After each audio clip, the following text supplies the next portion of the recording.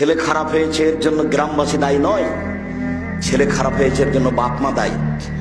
মেয়ে খারাপ হয়েছে এর জন্য গ্রামবাসী দায়ী নয়, মেয়ে খারাপ হয়েছে এর জন্য মা দায়ী। রাসূল সাল্লাল্লাহু আলাইহি সাল্লাম বলছেন, কুল্লু মাউলুদিন ইউলাদু আলাল ফিতরা ফাহুয়া ইউহাব্বাদু হিমানাজ্জিসানি ওয়া ইউনাসরানিহি। প্রত্যেকটা ছেলে মেয়ে ইসলামী ধারণ ক্ষমতা নিয়ে জন্ম নেয়, প্রত্যেকটা ছেলে মেয়ে ইসলামী ধারণ ক্ষমতা নিয়ে জন্ম নেয়। ৫ ওয়াক্ত সালাত আদায় করতে পারবে, এই ক্ষমতা তার ভিতরে আছে। দাড়ি ছেড়ে দিতে পারবে, চাঁচবে না, এই ক্ষমতা তার ভিতরে আছে। টাকনুর নিচে প্যান্ট পরবে না, উপরেই পরবে, এই ক্ষমতা তার ভিতরে আছে। তো টাকনো নিচে প্যান্ট পরলো কেন? দাড়ি চাঁচলো কেন? দোকানে বসে আড্ডা পিটলো কেন? সুদ ঘুষ জুয়ায় অংশগ্রহণ করলো কেন? রাসূল সাল্লাল্লাহু আলাইহি সাল্লাম বলছেন, ওর বাপ মা করতে বলেছে এই জন্য। মেয়েটা নগ্ন পোশাকে আছে কেন? এখন ক্লাস 10-এ পড়ে, ওর বাপ তাহাজ্জুদ পড়ে, এখন বসে আছে মাথায় কাপড় নেই। এর জন্য জন্ম আমি দিব, ওই কাপুরুষ বাপে দিবে, আমি দিব কেন?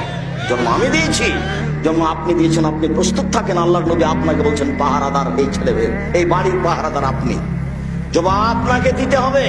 এই বাড়ির পাহারাদার আপনার স্ত্রী, আপনার মেয়ের প্রত্যেকটা অন্যায়ের জবাব আপনার স্ত্রীকে দিতে হবে, আপনাকে দিতে হবে। তাই রাসূল সাল্লাল্লাহু আলাইহি ওয়াসাল্লাম বলছেন 3 শ্রেণীর মানুষ জান্নাতে যাবে না।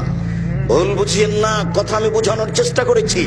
প্রত্যেকদিন আপনার মেয়ে স্কুল থেকে আসে বিকাল 2টার সময়, আজকে এসেছে 2:30টার সময়।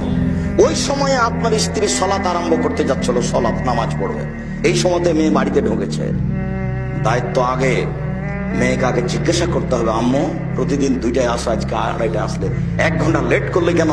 এটা রহস্য আগে বের করতে হবে, তারপরে কোনো কথা। এটা অক্ষরে অক্ষরে প্রকাশ করতে হবে, বুঝতে হবে, জানতে হবে। তার নাম মা। মায়ের কারণে এই সংসার, এই পরিবার ভুল পথে গেছে, বাপের কারণে এই সংসার, এই পরিবার ভুল পথে গেছে। বলছিলাম